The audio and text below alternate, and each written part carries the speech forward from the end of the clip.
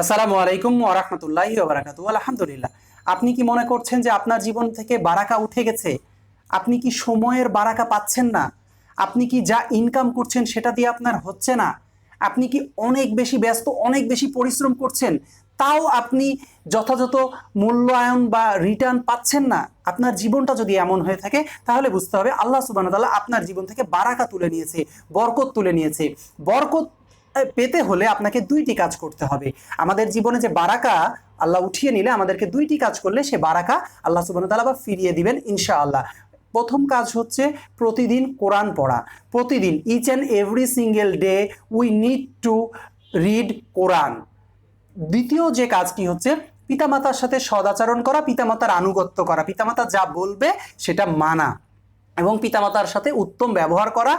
মূল কথা হলো পিতামাতাকে খুশি রাখা যতটুকু সম্ভব, যেভাবে সম্ভব। আমরা যদি পিতামাতাকে খুশি রাখতে পারি এবং আল্লাহ সুবহানাহু ওয়া তাআলার কাছে দোয়া করি এবং each and every single day Quran পড়ি, কোরআন তেলাওয়াত করি, কোরআনটা বুঝি, সেটা ইমপ্লিমেন্ট দেওয়ার চেষ্টা করি নিজেদের লাইফে, তাহলে আল্লাহ সুবহানাহু ওয়া তাআলা আবার আমাদের লাইফে বারাকা দিয়ে দিবেন। তো আসুন, যারা মনে করছেন যাদের জীবনে বারাকা উঠে গেছে, ইনকাম করছেন, সবাই মিলে পরিশ্রম করছেন, কিন্তু যথাযথ মূল্যায়ন পাচ্ছেন না, আপনার যত হচ্ছে কিছু দিয়ে কমপ্লিট হচ্ছে না, আল্লাহ সুবহানাহু ওয়া তাআলার কাছে বারাকা চান, আল্লাহর কাছে বারাকা চান এবং সেই সাথে দুইটি কাজ করতে ভুলবেন না।